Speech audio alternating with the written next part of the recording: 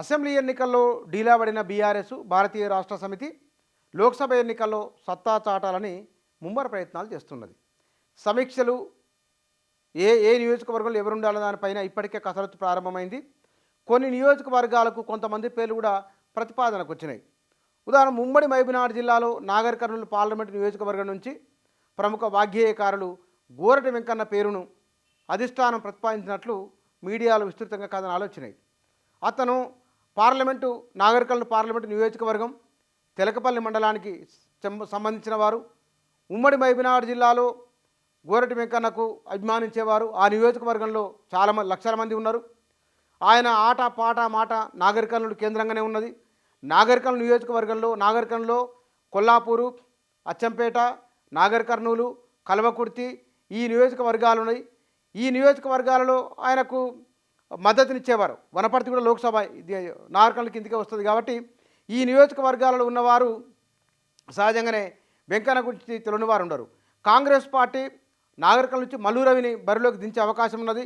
మల్లు రవి, గోరటి వెంకన్న ఇద్దరు ఒకే సామాజిక వర్గానికి సంబంధించిన వారు అవుతారు కాబట్టి కొంచెం పాపులారిటీ పరంగా తీసుకున్నప్పుడు వెంకన్న ఒక మెట్టు పైనే ఉంటారు.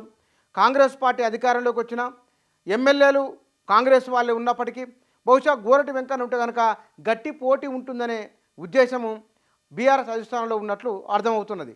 అందుకే గోరటి ఇంతకుముందుకున్న పోతుగంటి రాములు బరిలో ఉంటే కనుక ఆయన నిజంగానే మరి గెలుస్తారా లేదా అనే దానిపైన భిన్నాభిప్రాయాలు వ్యక్తం కావడం, వారి కుమారునికి రాజకీయ పదవి విషయంలో కూడా ఎమ్మెల్యేలు కొందరు సహకరించలేదు కాబట్టి ఆయన కూడా కొంత కినుక వహించున్నారన్న చర్చ కూడా ఉన్నది.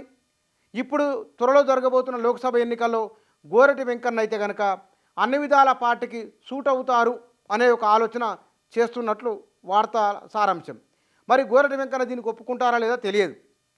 ఎందుకంటే వారు ఇప్పుడు ఎమ్మెల్సీగా ఉన్నారు కాబట్టి మరి సీరియస్ పాలిటిక్స్లోకి రావడం, అది కూడా లోక్సభ బరిలో నిలబడంటే ఈ అంశాల పట్ల ఆయన ఎట్లా స్పందిస్తారో తెలియదు. కానీ గోరటి వెంకన్న పేరును అధిష్టానం బలంగా ప్రతిపాదిస్తున్నట్లు వార్తలు మాత్రం మీడియాలో వస్తున్నాయి.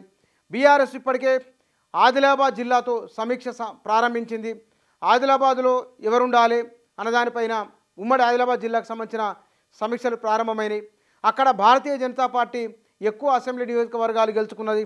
మరి అక్కడ గతంలో లోక్సభకు బీజేపీ అభ్యర్థి ఉన్నారు కాబట్టి ఈసారి అక్కడ భారతీయ రాష్ట్ర సమితి విజయం సాధించాలంటే ఏం చేయాలనే దానిపైన ఒక్కొక్క లోక్సభ నియోజకవర్గానికి సంబంధించి 500 మందికి తగ్గకుండా వివిధ స్థాయి ప్రతినిధులు తెలంగాణ భవన్కు వస్తున్నారు. కాబట్టి ఈ అంశాలపైన చర్చలు జరుగుతున్నాయి. ఇప్పటికే చేవెళ్ల విషయంలో స్పష్టత వచ్చింది. ఇప్పుడు ఆదిలాబాదు, నాగర్ కర్నూలు విషయంలో గోరటి వెంకన్న పేరు ప్రతిపాదనకు వచ్చింది. ఇట్లా 17 లోక్సభ నియోజకవర్గాలు ఒక ఎంఐఎం వదిలేస్తే కనుక మిగతా 16 నియోజకవర్గాలపైన ఏ అంశాన్ని తీసుకోవాలి, ఏ వ్యూహాన్ని అనుసరించాలనే దానిపైన విస్తృతంగా లోతుగా చర్చలు జరుగుతున్నాయి. ఇక గోరటి వెంకన్న నుంచి వారి స్పందన ఏమిటో తెలియాల్సి ఉన్నది. గోరటి వెంకన్న అయితే బలమైన అభ్యర్థిగా బీఆర్ఎస్ భావిస్తున్నట్లు పత్రికల్లో వచ్చిన కథనాలు చెప్తున్నాయి.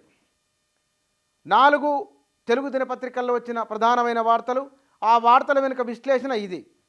Thank you.